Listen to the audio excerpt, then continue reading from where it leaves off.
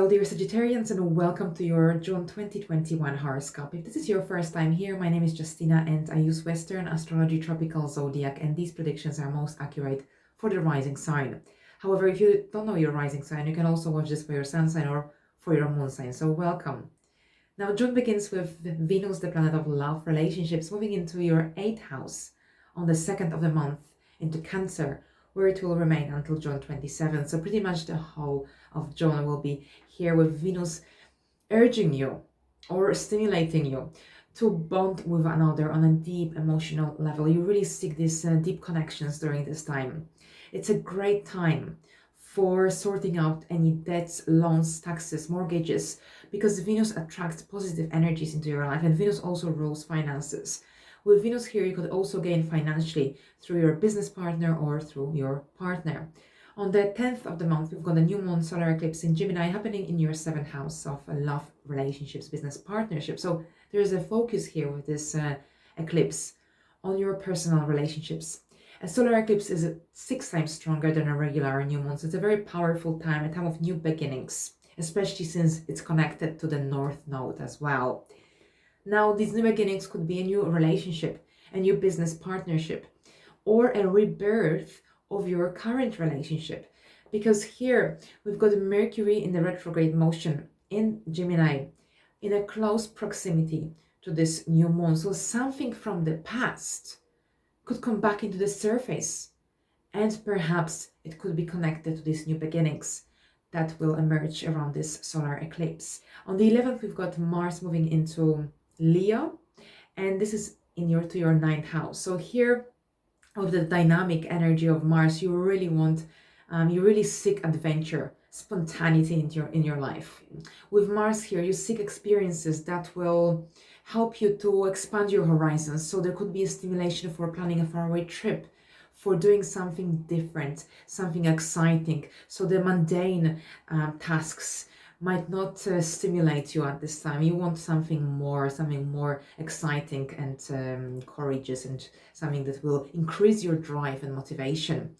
Now with Mars here, there's also a tendency for becoming maybe over opinionated. So it's something to keep in mind. Now on the 14th, we've got a famous Saturn square Uranus alignment, and this is about breaking away from the old structures in your life that outlived their purpose, that no longer serve anymore, that no longer align with your with who you want to become. And this is happening between your 3rd and your 6th house. So something to do with your life within your community, something to do with your communication style and your everyday life, your 6th life. So if you've been held back, or something was stopping you, restricting you, and making it difficult for you to move forward, now with Uranus, you will have the courage, motivation to break away from these old structures and implement something new, implement some changes, so that something greater can emerge.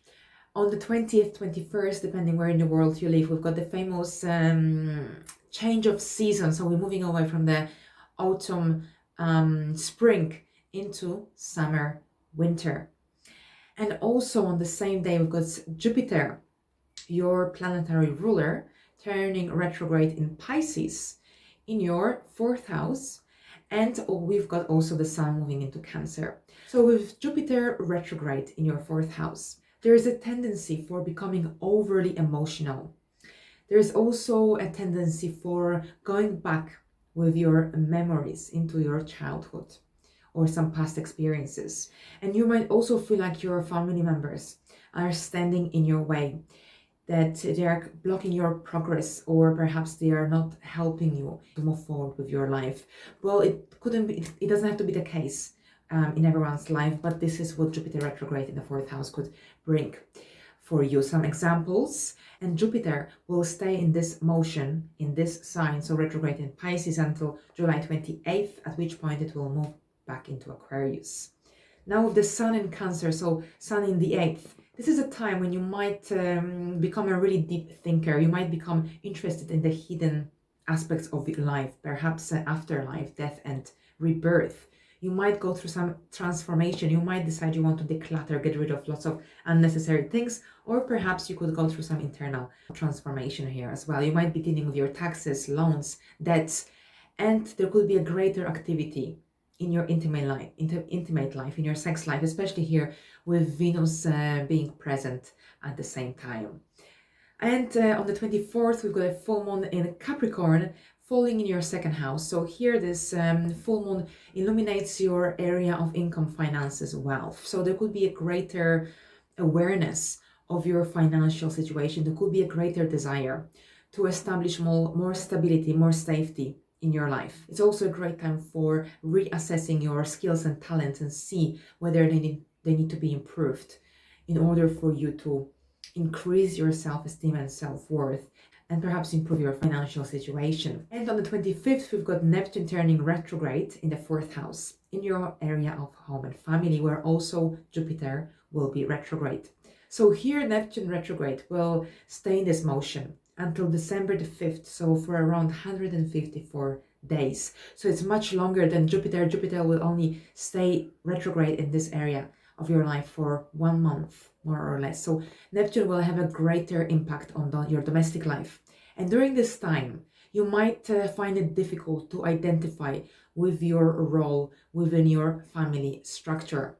There could be a greater desire for finding more independence, autonomy within your domestic life. But also this is a great time for reevaluating your need for emotional safety and security. And the month ends with Venus moving into your 9th house, joining Mars here, but Venus and Mars will only conjoin towards the end of July, which I will discuss in the next video.